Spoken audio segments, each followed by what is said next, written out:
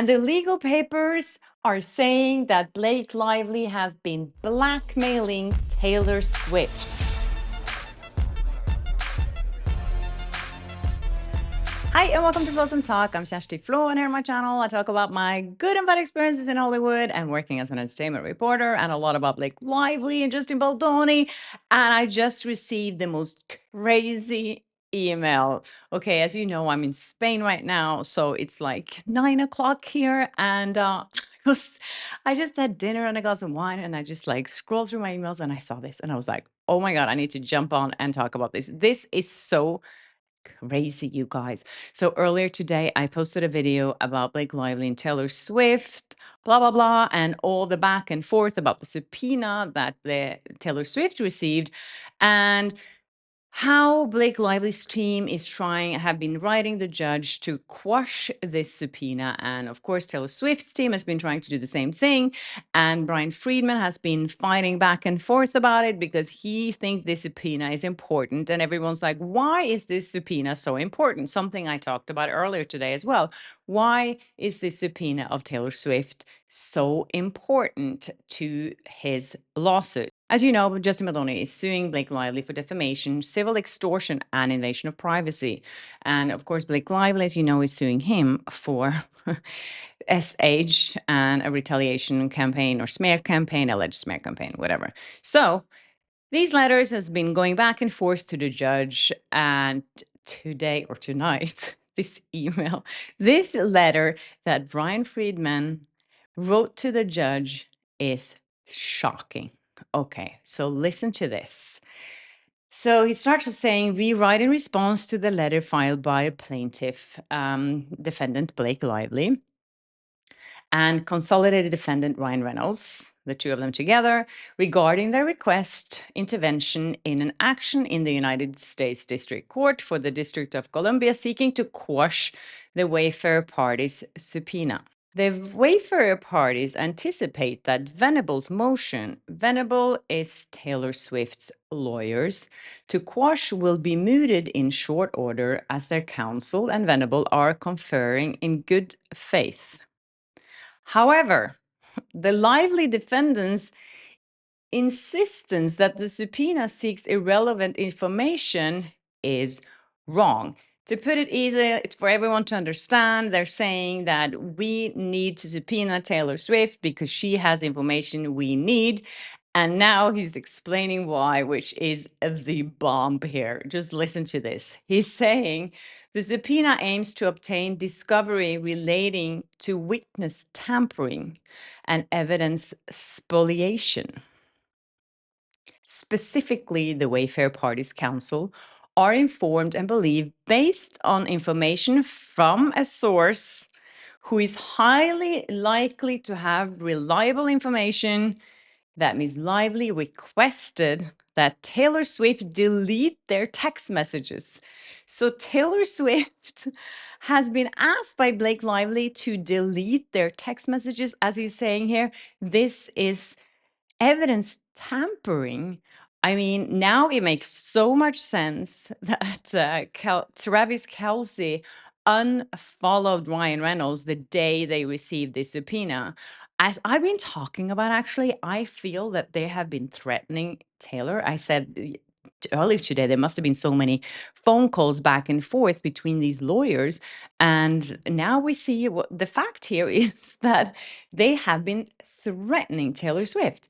Then he continues to say Michael Gottlieb, which is one of Blake Lively's lawyers, counsel for the Lively defendants, contacted a Venable attorney, one of Taylor Swift's attorneys, who represent Ms. Swift, and demanded that Ms. Swift release a statement of support for Ms. Lively, intimating that if Ms. Swift refused to do so, private text messages of a personal nature in Ms. Lively's possession would be released.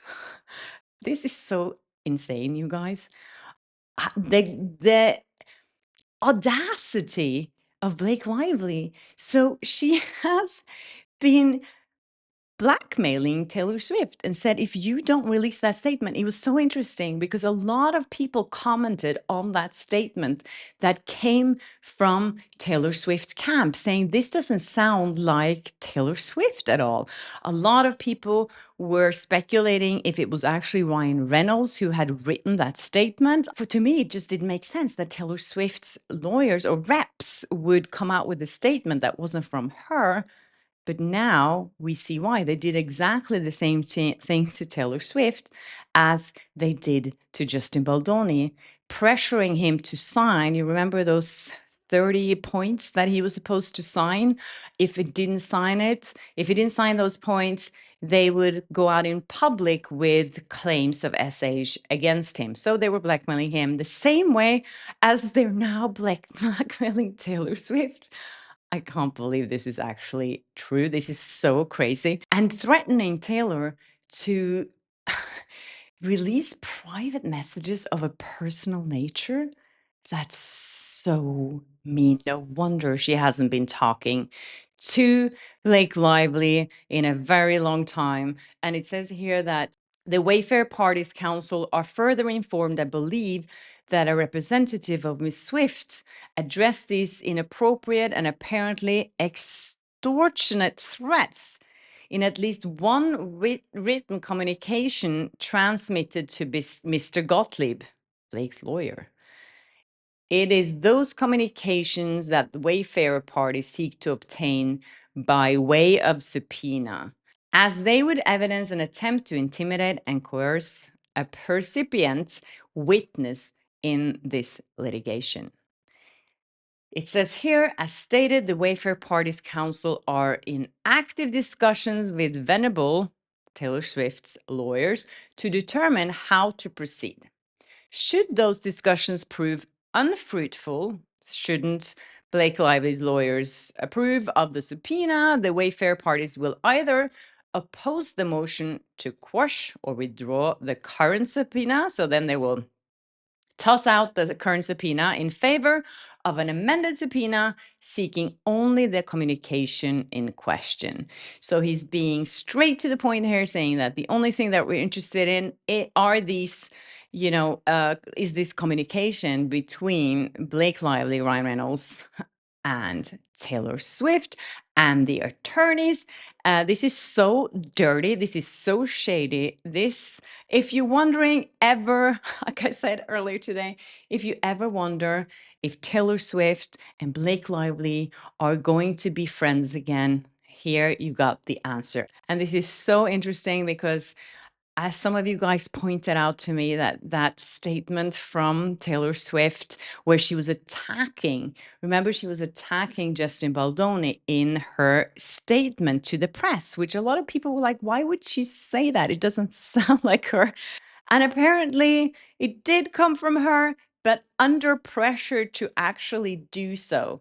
Can you imagine if this is actually true, that we will get to know if Blake Lively actually pressured Taylor Swift to delete evidence? That is so juicy. Oh my God. Who knows when this phone call was made to Taylor from either Blake or her team that Taylor should delete this text. But it's obvious that Taylor has been really furious and fuming on Blake Lively, as we've seen lately so many headlines about, oh, they're not friends, they're friends again. No, they're not friends. And this is obviously why. Can you imagine having a friend like Blake Lively?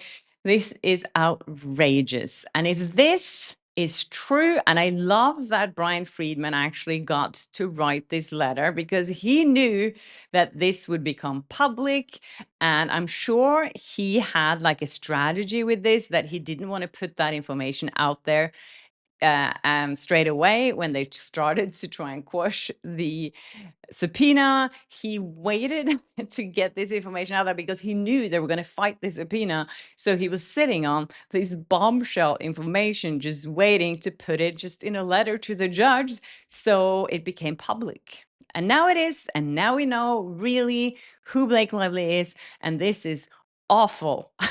Oh my God. Anyways, you guys, that's it for me tonight. Thank you so much for watching. And please send me tips And take care of yourself. And if you haven't subscribed yet, please do. And hit the notification bell so you don't miss an episode of Flaws and Talk. And there will be so much more coming soon. This is crazy. And yes, see you soon. Bye.